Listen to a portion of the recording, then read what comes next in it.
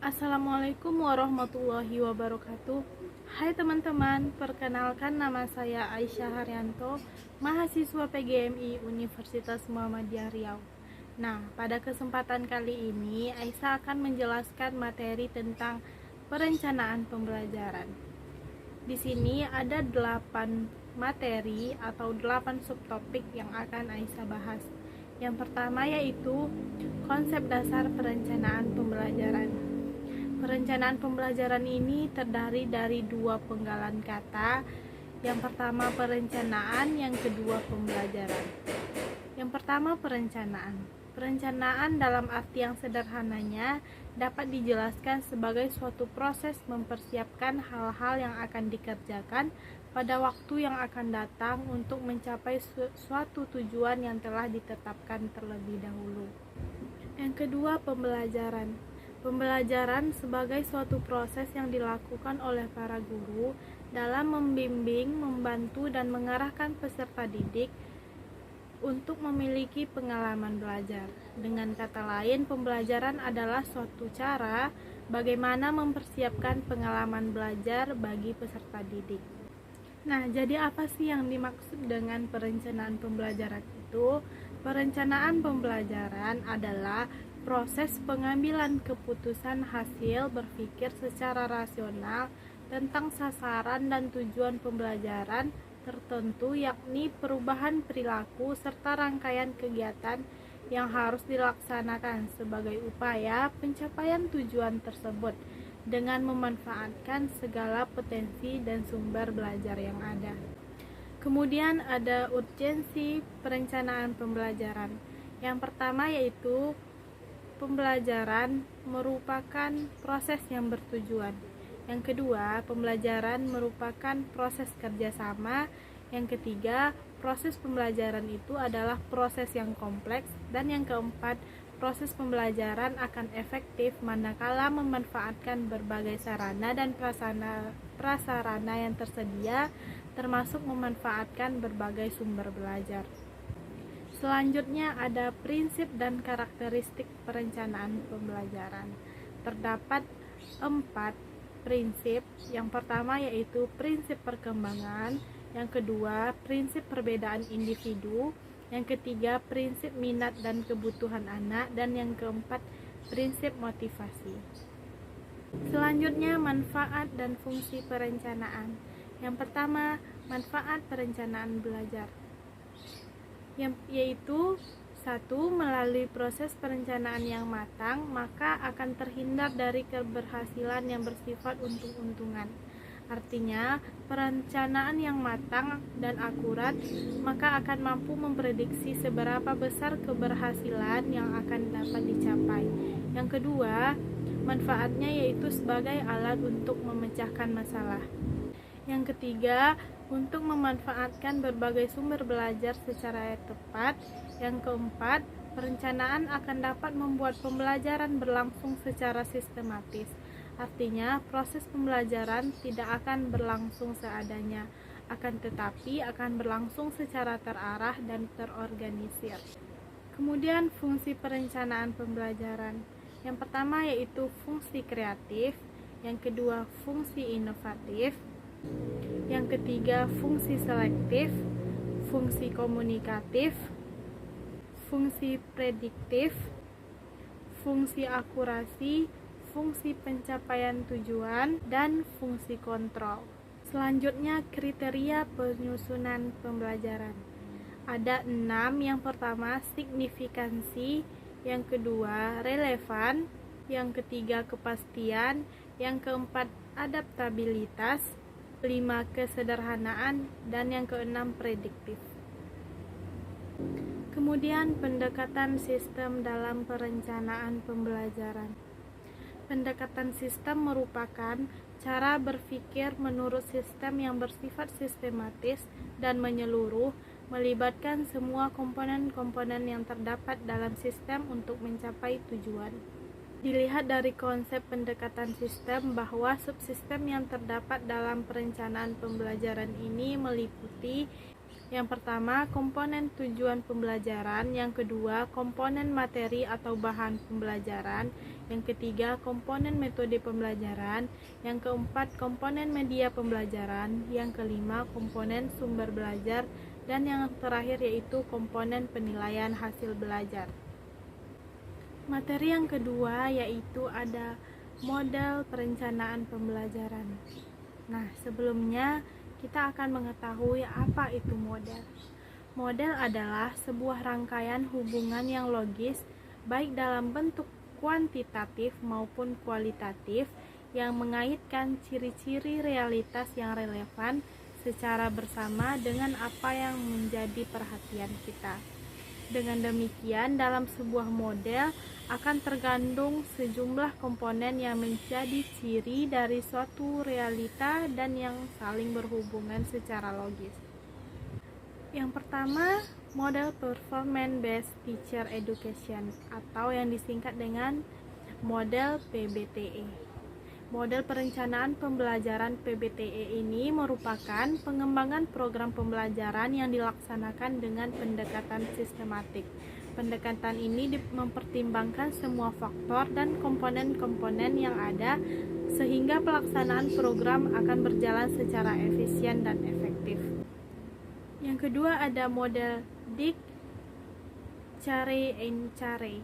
Model perencanaan pembelajaran Dick, Carey and Carey ini memiliki komponen dengan urutan-urutan tahapan-tahapan sistematis yang lengkap mulai dari analisis, desain, sampai evaluasi sehingga rancangan pembelajaran yang dihasilkan merupakan upaya optimal yang sengaja didesain.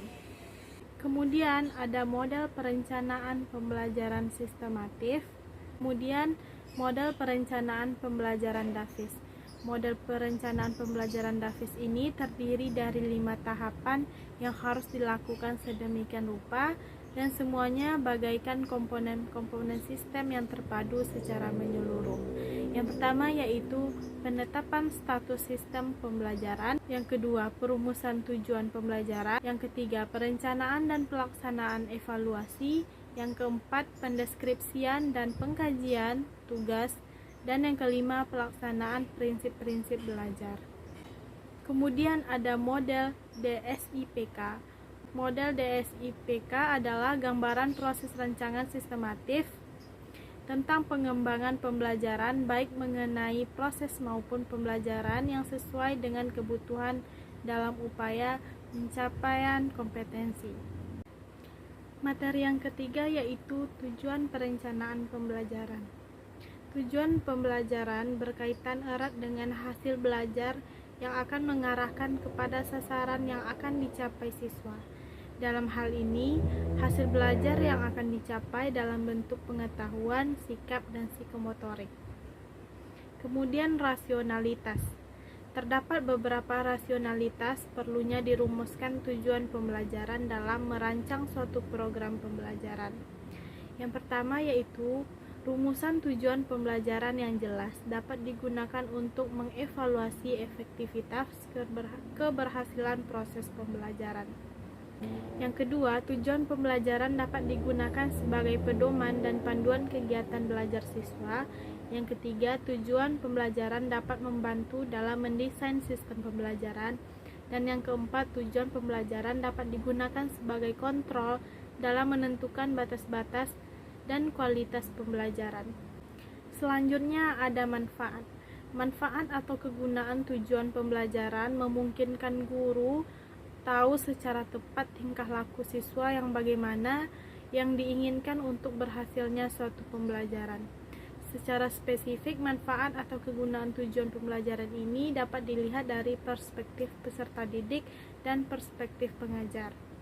Manfaat tujuan pembelajaran dari perspektif peserta didik adalah membantu dalam hal-hal sebagai berikut. Yang pertama, mengetahui harapan pengajar secara jelas.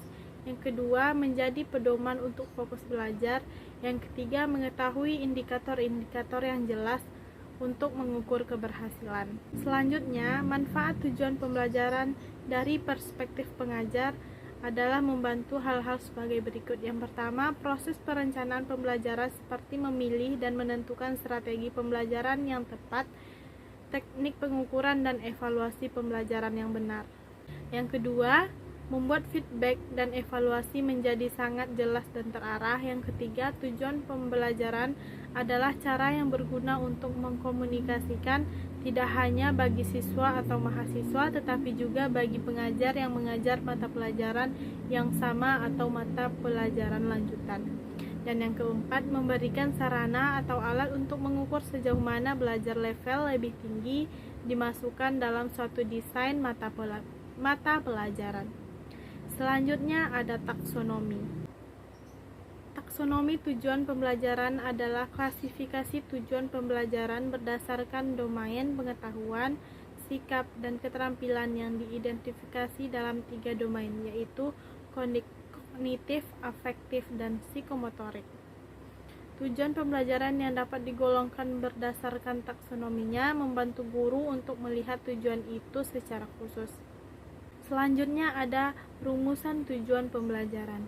Setiap rumusan tujuan pembelajaran dikembangkan berdasarkan kompetensi atau kinerja yang harus dimiliki oleh peserta didik jika selesai belajar dan berhasil menguasai materi ajar tertentu.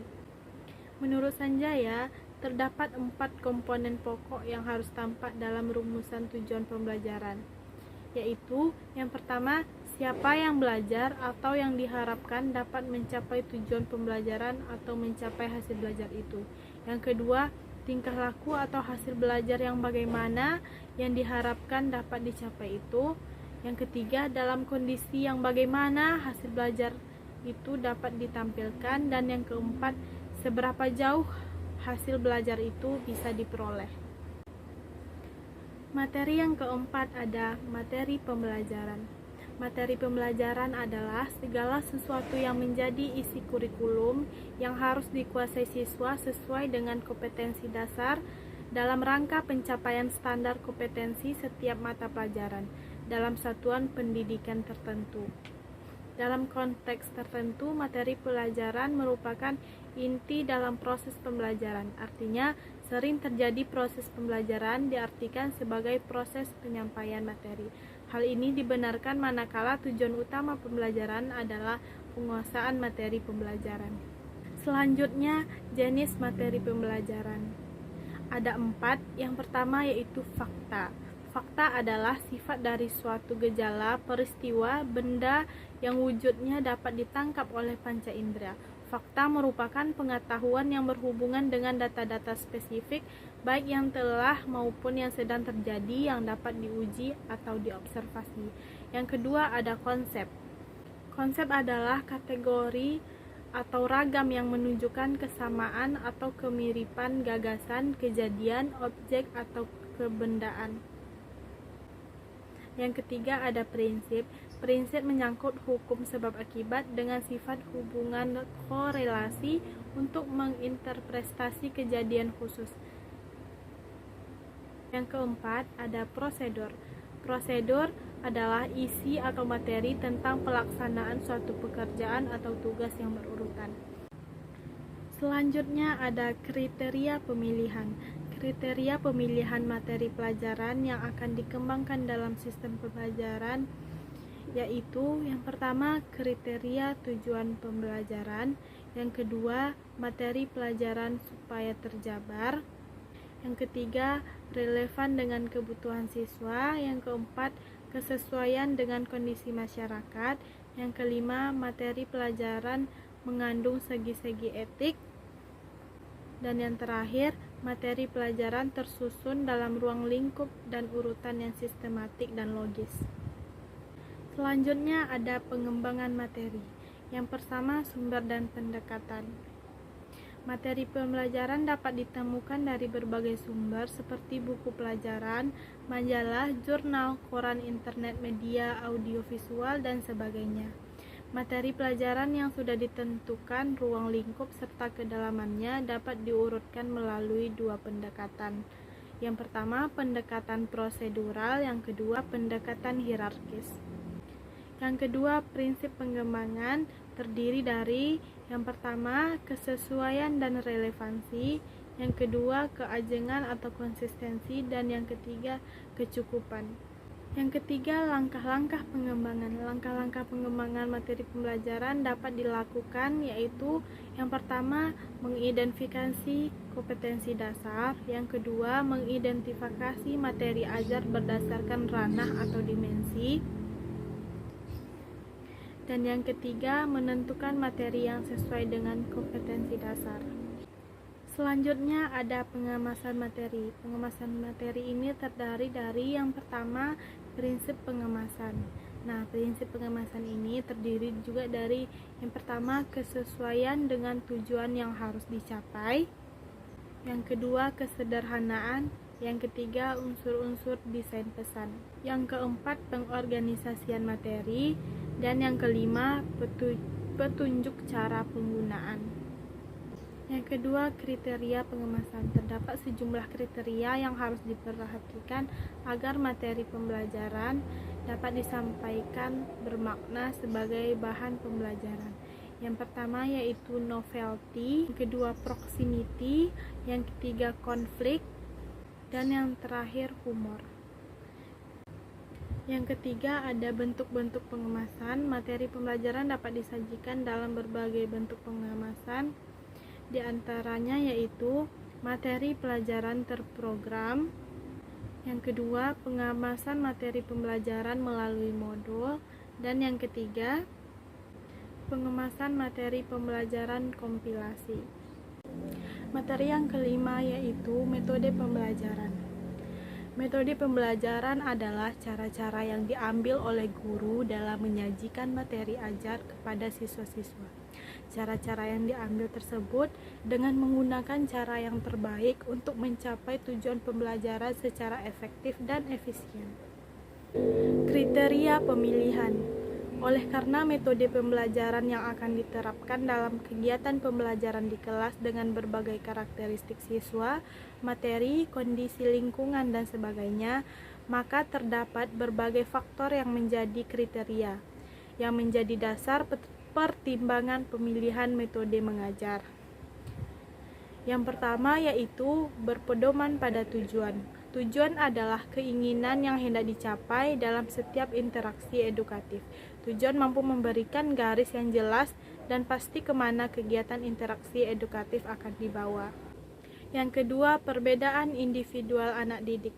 Perbedaan individual anak didik perlu dipertimbangkan dalam pemilihan metode pembelajaran. Aspek-aspek perbedaan anak didik yang perlu diperhatikan adalah aspek biologis, intelektual, dan psikologis. Dengan memperhatikan perbedaan anak didik, maka guru dapat mengambil pertimbangan dalam memilih metode pembelajaran sesuai dengan perbedaan individual anak didik tersebut. Yang ketiga, kemampuan guru. Kemampuan guru bermacam-macam. Hal ini disebabkan latar belakang pendidikan dan pengalaman mengajar. Seorang guru dengan latar belakang pendidikan keguruan akan lain kemampuannya bila dibandingkan dengan seorang dengan latar belakang pendidikan bukan keguruan. Yang keempat, sifat bahan pelajaran. Setiap mata pelajaran mempunyai sifat masing-masing. Paling tidak, sifat mata pelajaran ini adalah mudah, sedang, dan sukar. Ketiga sifat ini tidak dapat diabaikan begitu saja dalam mempertimbangkan pemilihan metode mengajar. Yang kelima, situasi kelas. Situasi kelas adalah sisi lain yang patut diperhatikan dan dipertimbangkan guru ketika akan melakukan pilihan terhadap metode pembelajaran. Guru yang berpengalaman tahu benar bahwa kelas dari hari ke hari dan waktu ke waktu selalu berubah sesuai kondisi psikologis anak didik. Yang keenam, kelengkapan fasilitas. Penggunaan metode perlu dukungan fasilitas. Fasilitas yang dipilih harus sesuai dengan karakteristik metode mengajar yang akan dipergunakan. Yang ketujuh, kelebihan dan kelemahan metode. Setiap metode mempunyai kelebihan dan kelemahan. Dua dari sisi ini perlu diperhatikan guru. Jumlah anak didik di kelas dan kelengkapan fasilitas mempunyai andil tepat tidaknya suatu metode dipergunakan untuk membantu proses pengajaran. Metode yang tepat untuk pengajaran tergantung dari kecermatan guru dalam memilihnya. Penggabungan metode pun tidak luput dari pertimbangan berdasarkan kelebihan dan kelemahan metode yang manapun juga. Kemudian, Faktor-faktor yang mempengaruhi kriteria pemilihan metode pembelajaran ini yaitu yang pertama anak didik, yang kedua tujuan, yang ketiga situasi, yang keempat fasilitas, dan yang kelima guru. Selanjutnya, jenis-jenis metode pembelajaran. Yang pertama yaitu metode ceramah. Metode ceramah adalah cara menyajikan pelajaran melalui penuturan secara lisan atau penjelasan langsung kepada sekelompok siswa. Yang kedua, metode diskusi. Metode diskusi adalah metode pembelajaran yang menghadapkan siswa pada suatu permasalahan. Tujuan utama metode ini adalah untuk memecahkan suatu permasalahan, menjawab pertanyaan, menambah dan memahami pengetahuan siswa, serta untuk membuat suatu keputusan. Yang ketiga ada metode demonstrasi. Metode demonstrasi adalah metode penyajian pelajaran dengan memperagakan dan mempertunjukkan kepada siswa tentang suatu proses, situasi, atau benda tertentu, baik sebenarnya atau hanya sekedar tiruan. Sebagai metode penyajian, demonstrasi tidak terlepas dari penjelasan secara lisan oleh guru. Yang keempat, metode simulasi. Simulasi ini berasal dari kata simulate yang artinya berpura-pura atau berbuat seakan-akan. Sebagai metode mengajar, simulasi dapat diartikan cara penyajian pengalaman belajar dengan menggunakan situasi tiruan untuk memahami tentang konsep, prinsip, dan keterampilan tertentu. Simulasi dapat digunakan sebagai metode mengajar dengan asumsi tidak semua proses pembelajaran dapat dilakukan secara langsung pada objek yang sebenarnya. Yang kelima ada metode tanya jawab. Metode tanya jawab ialah suatu cara penyajian bahan pelajaran melalui bentuk pertanyaan yang perlu dijawab oleh anak didik. Dengan metode ini, antara lain dapat dikembangkan keterampilan mengamati, menginterpretasi, mengklasifikasi, membuat kesimpulan, menerapkan, dan mengkomunikasikan. Yang keenam, ada metode eksperimen. Metode eksperimen adalah cara penyajian pelajaran di mana siswa melakukan percobaan dengan mengalami dan membuktikan sendiri sesuatu yang dipelajari. Dalam proses pembelajaran, dengan metode eksperimen ini, siswa diberi kesempatan untuk mengalami sendiri atau melakukan sendiri, mulai dari mengamati suatu objek, menganalisis, membuktikan, sampai menarik kesimpulan mengenai suatu objek, keadaan atau proses tertentu. Dengan demikian, siswa secara mandiri mencari kebenaran dan mencoba suatu pekerjaan. Yang ketujuh, metode resitasi. Metode resitasi adalah metode penyajian bahan di mana guru memberikan tugas tertentu agar siswa melakukan kegiatan belajar. Tugas tersebut dapat dilakukan di dalam kelas, halaman sekolah, laboratorium, perpustakaan, atau di mana saja tugas itu dapat dikerjakan. Metode resitasi ini diberikan karena guru merasakan bahan pelajaran terlalu banyak sementara waktu sedikit. Artinya banyaknya bahan pelajaran yang tersedia dengan waktu yang terbatas. Yang kedelapan ada metode karya wisata. Metode karya wisata adalah metode mengajar yang diterapkan guru dengan melaksanakan pembelajaran dilakukan di suatu tempat atau objek tertentu di luar sekolah untuk mempelajari atau menyelidiki sesuatu objek seperti meninjau perkebunan, pabrik, mengunjungi museum, kebun binatang, dan sebagainya. Selanjutnya yang kesembilan ada metode induktif. Metode induktif berpedoman pada urutan kegiatan yang bergerak dari hal yang bersifat khusus kepada yang umum. Metode induktif dilaksanakan melalui pemberian berbagai kasus, fakta, contoh atau sebab yang mencerminkan suatu konsep dan prinsip, kemudian peserta didik dibimbing untuk berusaha keras mensintesis, menemukan atau menyimpulkan prinsip dasar dari pelajaran tersebut. Dalam hal ini, metode induktif memberi kesempatan kepada siswa untuk menggali sendiri materi yang disajikan, kemudian baru diberikan penjelasan. Yang ke-10 ada metode deduktif. Metode pembelajaran deduktif berpedoman pada urutan kegiatan yang bergerak dari hal yang bersifat umum kepada yang khusus. Metode deduktif dimulai dengan pemberian penjelasan tentang prinsip-prinsip isi pelajaran, kemudian disusul dengan penerapan atau contoh-contoh pada situasi tertentu. Selanjutnya ada metode drill atau latihan. Dimaksudkan untuk memperoleh ketangkasan atau keterampilan latihan terhadap apa yang dipelajari, karena hanya dengan melakukan secara praktis, suatu pengetahuan dapat disempurnakan dan disiap-siagakan. Selanjutnya materi metode pembelajaran dalam kurikulum 2013. Proses pembelajaran pada kurikulum 2013 untuk semua jenjang dilaksanakan dengan menggunakan pendekatan ilmiah atau saintifik. Langkah-langkah pendekatan saintifik ini dalam proses pembelajaran disajikan. Yang pertama yaitu mengamati atau observasi, yang kedua menanya, yang ketiga mengumpulkan informasi atau eksplorasi, yang keempat mengasosiasikan atau mengolah informasi, yang kelima mengkomunikasikan.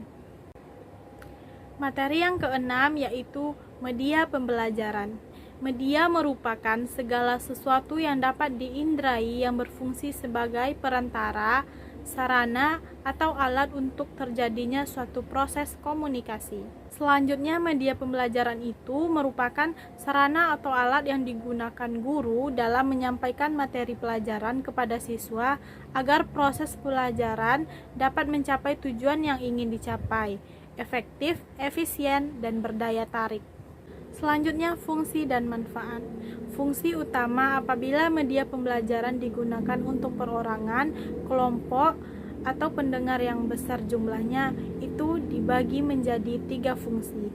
Yang pertama yaitu memotivasi minat atau tindakan, yang kedua menyajikan informasi, dan yang ketiga yaitu memberi instruksi. Para ahli lain berpendapat ada 4 fungsi media pembelajaran, khususnya media visual.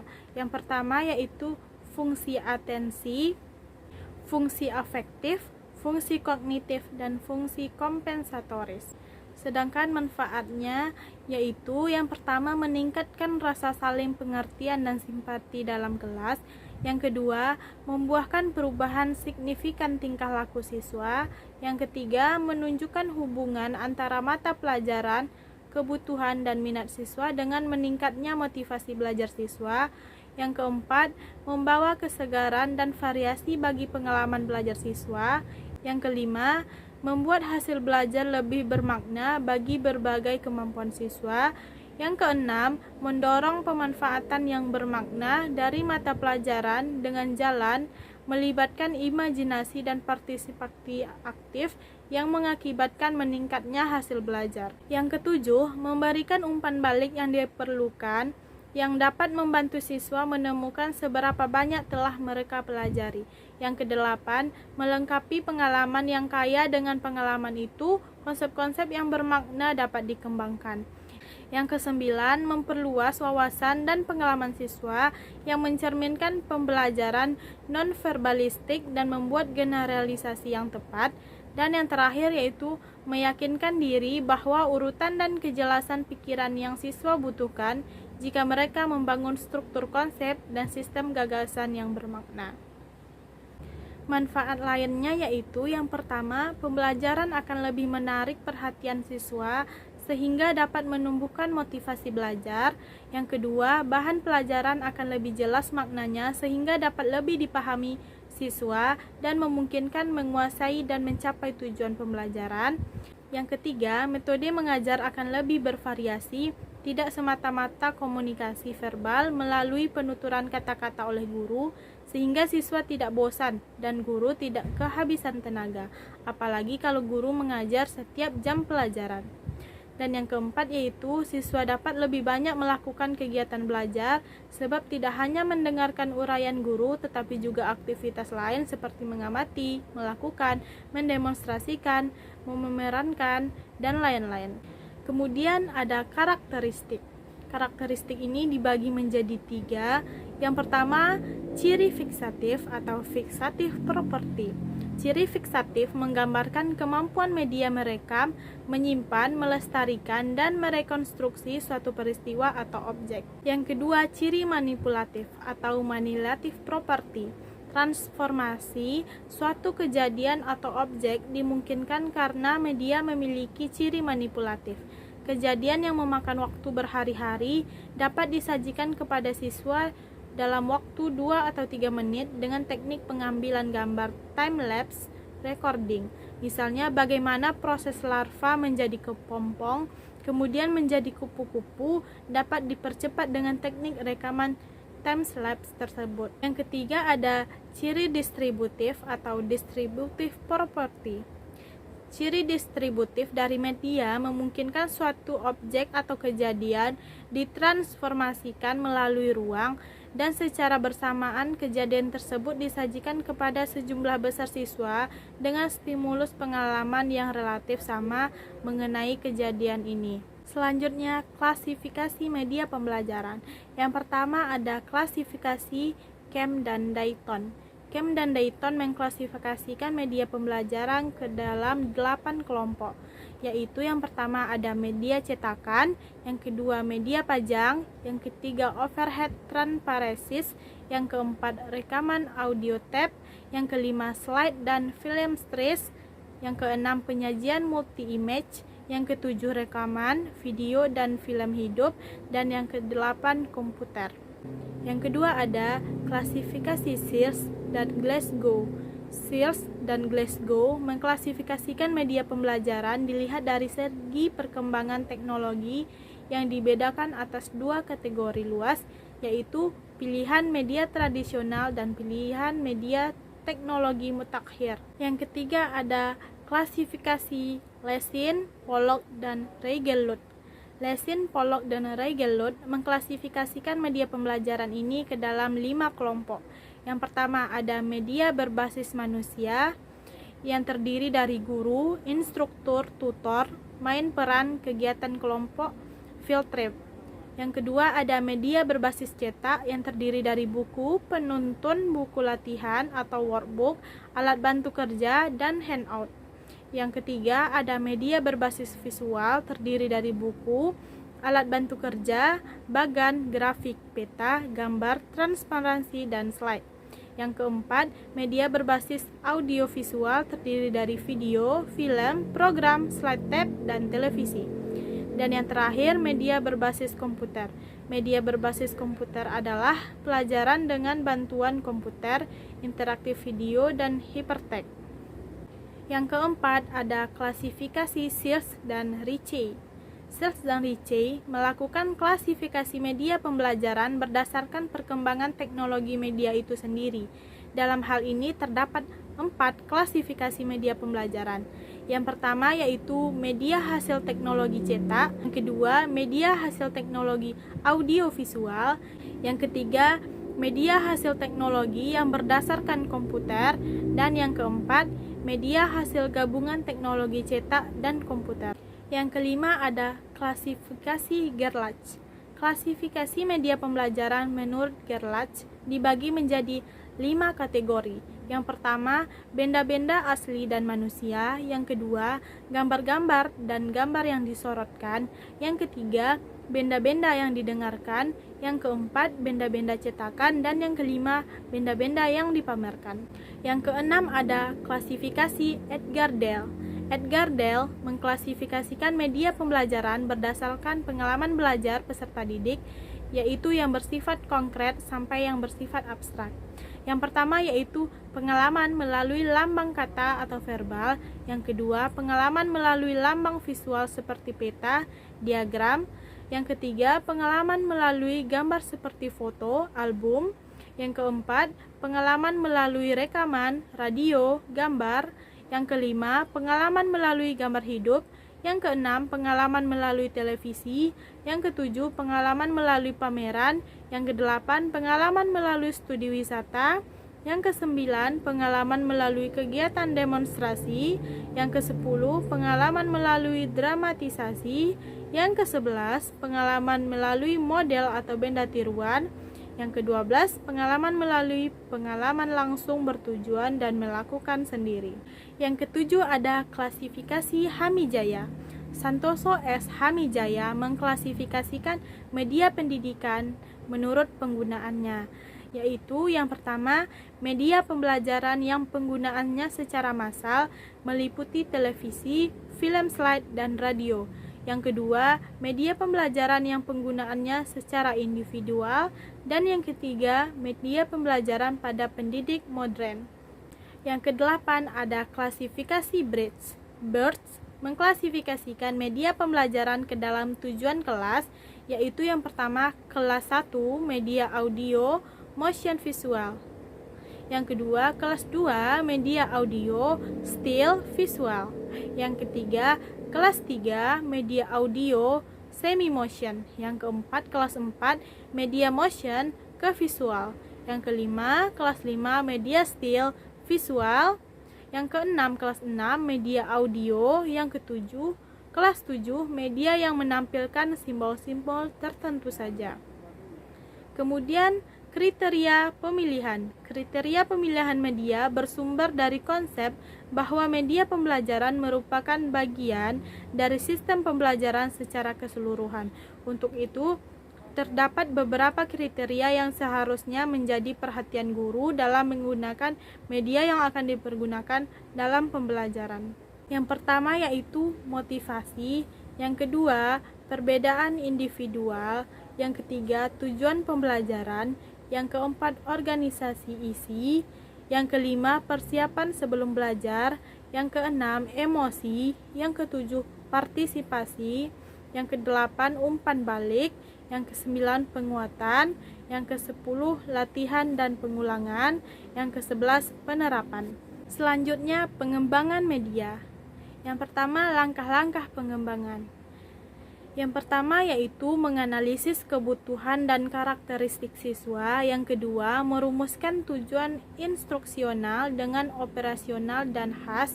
Yang ketiga, merumuskan butir-butir materi secara terperinci yang mendukung tercapainya tujuan.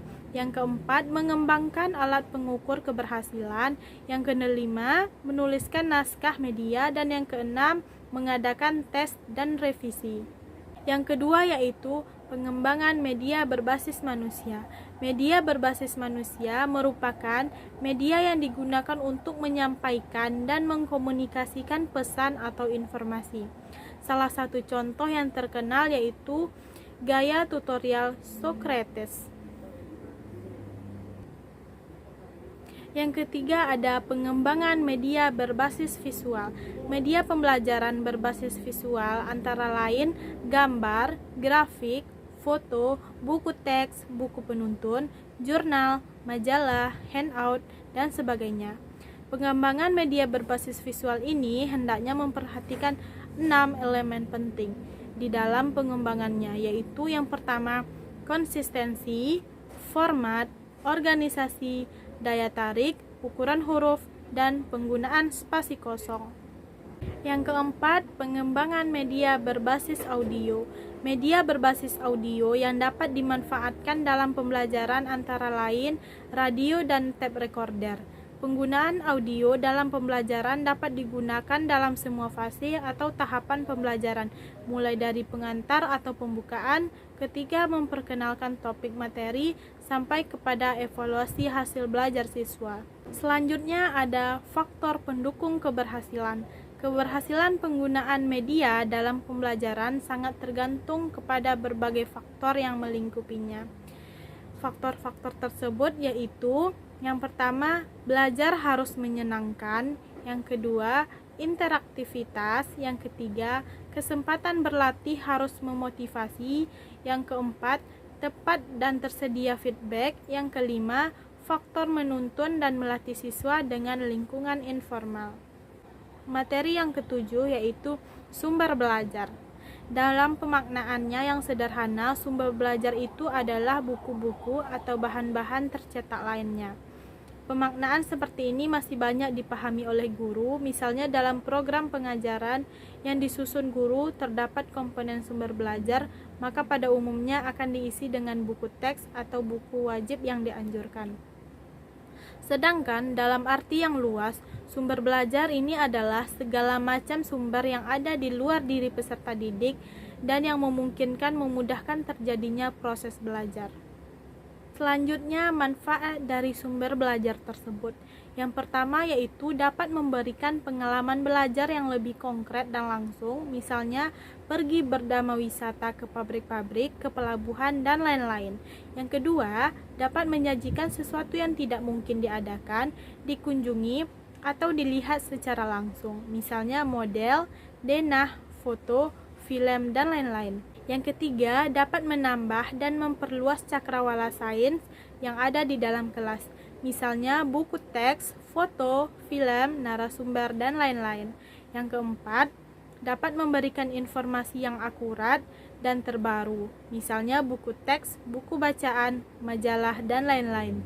Yang kelima, dapat membantu memecahkan masalah pendidikan baik makro maupun dalam lingkup mikro. Misalnya, penggunaan modul, simulasi, pengaturan lingkungan yang menarik, penggunaan infokus, dan film. Yang keenam, dapat memberikan motivasi positif, lebih-lebih bila diatur dan dirangsang secara tepat. Yang ketujuh, dapat merangsang untuk berpikir lebih kritis, merangsang untuk bersikap lebih positif, dan merangsang untuk berkembang lebih jauh. Misalnya dengan membaca buku teks, buku bacaan, melihat film, dan lain sebagainya yang dapat merangsang pemakai untuk berpikir, menganalisa, dan berkembang lebih lanjut. Selanjutnya ada karakteristik. Karakteristik dari sumber belajar ini yaitu yang pertama, mempunyai daya atau kekuatan yang dapat memberikan sesuatu yang diperlukan dalam proses pengajaran. Yang kedua, sumber belajar dapat merubah tingkah laku yang lebih sempurna sesuai dengan tujuan.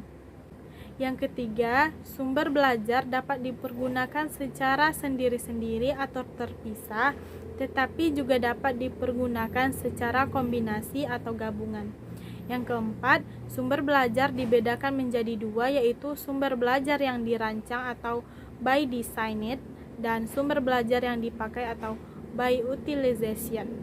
Sumber belajar yang dirancang adalah sesuatu yang memang dari semula dirancang untuk keperluan belajar, sedangkan sumber belajar yang dipakai adalah sesuatu yang mulanya tidak dimaksudkan untuk kepentingan belajar, tetapi kemudian dimanfaatkan untuk kepentingan belajar. Selanjutnya, klasifikasi. Klasifikasi sumber belajar menurut Association for Educational Communication and Technology dapat dikelompokkan menjadi 6 jenis, yaitu yang pertama, pesan. Pesan yaitu informasi yang akan disampaikan oleh komponen lainnya, dapat berbentuk ide, fakta, makna, dan data, misalnya materi bidang studi tertentu. Yang kedua, orang. Orang yaitu pihak-pihak yang bertindak sebagai penyimpanan dan atau menyalurkan pesan, misalnya guru, siswa, pelaku, pembicara.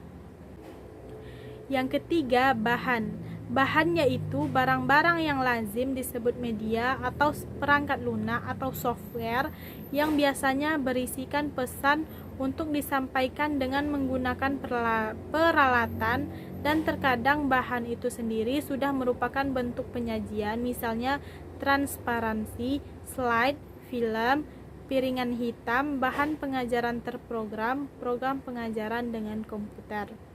Yang keempat yaitu peralatan. Peralatan merupakan barang-barang yang lazimnya disebut perangkat keras atau hardware, digunakan untuk menyampaikan pesan yang terdapat bahan, misalnya OHP, proyektor, TV, radio. Dengan demikian dapat dipahami bahwa alat yang dimaksudkan di sini adalah benda-benda yang berbentuk fisik. Yang kelima, teknik. Teknik yaitu prosedur atau langkah-langkah tertentu dalam menggunakan bahan, alat, tata tempat, dan orang untuk menyampaikan pesan. Di dalamnya mencakup ceramah, permainan atau simulasi, tanya jawab, sosiodrama, dan sebagainya. Dan yang terakhir yaitu latar atau lingkungan, yaitu lingkungan di mana pesan diterima oleh peserta didik, misalnya lingkungan fisik seperti gedung, perpustakaan, studio, laboratorium, ataupun lingkungan non-fisik seperti penerangan, sirkulasi udara, mesin pendingin atau AC. Selanjutnya, komponen. Sumber belajar merupakan satu kesatuan yang di dalamnya terdapat berbagai komponen yang saling berhubungan, saling mempengaruhi, serta saling melengkapi. Komponen yang dimaksudkan adalah semua bagian yang ada di dalam sumber belajar, baik yang dirancang ataupun yang dimanfaatkan. Komponen-komponen ini merupakan satu kesatuan yang sulit berdiri sendiri, meskipun kadang-kadang dapat digunakan secara terpisah. Komponen sumber belajar itu, menurut Jana dan Rifai, terdiri dari 1. Tujuan, misi atau fungsi sumber belajar. Yang kedua, bentuk, format atau keadaan fisik sumber belajar. Yang ketiga, pesan yang dibawa oleh sumber belajar. Dan yang keempat, tingkat kesulitan atau kompleksitas pemakaian sumber belajar. Selanjutnya ada kriteria pemilihan. Untuk menggunakan sumber belajar yang dipergunakan dalam kegiatan pembelajaran, maka terdapat sejumlah kriteria pemilihan yang harus dipertimbangkan. Kriteria pemilihan sumber belajar tersebut, yang pertama yaitu tujuan yang ingin dicapai, yang kedua ekonomis, yang ketiga praktis dan sederhana, yang keempat mudah didapat, yang kelima fleksibel atau luas. Selanjutnya yang terakhir, pada materi yang ketujuh ini ada prinsip pengembangan. Prinsip pengembangan sumber belajar ini mencakup yang pertama ada dasar pengembangan, yang kedua tujuan pengembangan, dan yang ketiga komponen pengembangan. Materi yang terakhir atau yang kedelapan yaitu penilaian hasil belajar. Penilaian hasil belajar ini adalah suatu proses untuk mengambil keputusan dengan menggunakan informasi yang diperoleh melalui pengukuran hasil belajar, baik yang menggunakan instrumen tes ataupun non-tes. Nah, dalam hal ini penilaian hasil belajar dimaknai sebagai suatu proses pembuatan keputusan nilai keberhasilan belajar. Kemudian, tujuan dan fungsi. Penilaian hasil belajar ini adalah suatu kegiatan yang disengaja dan bertujuan yang dilakukan dengan sadar oleh guru dengan tujuan memperoleh kepastian mengenai keberhasilan belajar anak didik dan memberikan masukan kepada guru mengenai yang dilakukan dalam pembelajaran. Dengan kata lain, penilaian hasil belajar yang dilakukan guru bertujuan untuk mengetahui bahan-bahan pelajaran yang disampaikan sudah dikuasai atau belum oleh anak didik, dan apakah kegiatan pengajaran yang telah dilaksanakan ini sesuai dengan yang diharapkan. Secara spesifiknya, tujuan dari penilaian hasil belajar ini terdiri dari yang pertama yaitu untuk memperkuat kegiatan belajar, menguji pemahaman dan kemampuan siswa. Yang ketiga, memastikan pengetahuan prasyarat yang sesuai. Yang keempat, mendukung terlaksananya kegiatan pembelajaran. Yang kelima, memotivasi siswa, memberi umpan balik bagi siswa, memberi umpan balik bagi guru, memelihara standar mutu, mencapai kemajuan proses dan hasil belajar, memprediksi kinerja pembelajaran selanjutnya, dan menilai kualitas belajar. Sedangkan fungsi penilaian hasil belajar ini dijelaskan oleh Siregar dan Nara ada 4. Yang pertama yaitu fungsi diagnostik, menentukan letak kesulitan-kesulitan yang dialami siswa dalam belajar. Hal ini bisa terjadi pada keseluruhan bidang yang dipelajari oleh siswa atau bidang-bidang tertentu saja. Yang kedua, seleksi, yaitu menentukan calon siswa yang dapat diterima di sekolah tertentu dan mana yang tidak dapat diterima. Seleksi ini dilakukan guna menjaring siswa yang memenuhi persyaratan. Yang ketiga, kenaikan kelas, menentukan naik atau lulus tidaknya siswa setelah menyelesaikan suatu program pembelajaran tertentu. Dan yang kelima, penempatan, menempatkan siswa sesuai dengan kemampuan atau potensi mereka. Selanjutnya, manfaat. Manfaat dari penilaian hasil belajar ini dilihat dari 3 perspektif. Yang pertama, siswa. Dengan diadakannya penilaian, maka siswa dapat mengetahui sejauh mana telah berhasil mengikuti pelajaran yang diberikan oleh guru. Hasil yang diperoleh siswa dari pekerjaan menilai ini ada 2 kemungkinan. Yang pertama, memuaskan, yang kedua tidak memuaskan. Yang kedua, dalam perspektif guru. Dengan hasil penilaian yang diperoleh guru akan dapat mengetahui siswa-siswa mana yang sudah berhak meneruskan pelajarannya karena sudah berhasil menguasai bahan maupun mengetahui siswa-siswa yang belum berhasil menguasai bahan. Guru-guru akan mengetahui apakah materi yang diajarkan sudah tepat bagi siswa sehingga untuk memberikan pengajaran di waktu yang akan datang tidak perlu diadakannya perubahan. Kemudian guru akan mengetahui apakah metode yang digunakan sudah tepat atau belum. Yang ketiga, sekolah. Apabila guru-guru mengadakan penilaian dan diketahui bagaimana hasil belajar siswa-siswanya, dapat pula diketahui bahwa apakah kondisi belajar yang diciptakan oleh sekolah sudah sesuai dengan harapan atau belum. Hasil belajar merupakan cermin kualitas sesuatu sekolah.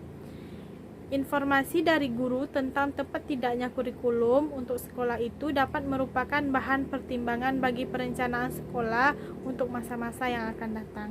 Kemudian, informasi hasil penilaian yang diperoleh dari tahun ke tahun dapat digunakan sebagai pedoman bagi sekolah yang dilakukan oleh sekolah sudah memenuhi standar atau belum. Pemenuhan standar akan terlihat dari bagusnya angka-angka yang diperoleh oleh siswa. Selanjutnya, Prinsip penilaian hasil belajar ini dibagi menjadi 5. Yang pertama ada prinsip keterpaduan, yang kedua prinsip keterlibatan siswa, yang ketiga prinsip koherensi, yang keempat prinsip pedagogis, dan yang kelima yaitu prinsip akuntabilitas.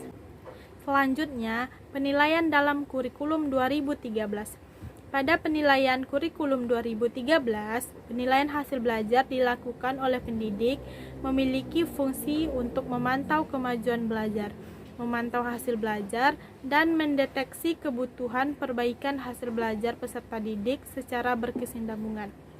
Berdasarkan fungsinya, penilaian hasil belajar ini meliputi yang pertama ada formatif.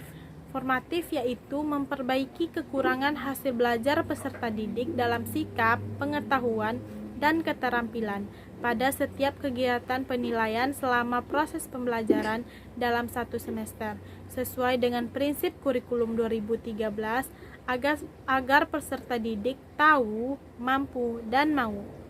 Yang kedua ada sumatif. Sumatif yaitu menentukan keberhasilan belajar peserta didik pada akhir satu semester, 1 tahun pembelajaran atau masa pendidikan di satuan pendidikan. Selanjutnya, acuan penilaian hasil belajar peserta didik dalam kurikulum 2013 adalah yang pertama, penilaian menggunakan acuan kriteria yang merupakan penilaian kemajuan peserta didik dibandingkan dengan kriteria capaian kompetensi yang ditetapkan. Yang kedua, bagi siswa yang belum berhasil mencapai kriteria, diberi kesempatan mengikuti pembelajaran remedial yang dilakukan setelah suatu kegiatan penilaian, baik secara individual, kelompok, maupun kelas. Dan acuan kriteria menggunakan modus untuk sikap, rata untuk pengetahuan, dan capaian optimum untuk keterampilan. Sekian penjelasan dari perencanaan pembelajaran. Semoga apa yang disampaikan dapat bermanfaat. Assalamualaikum warahmatullahi wabarakatuh. Dadah.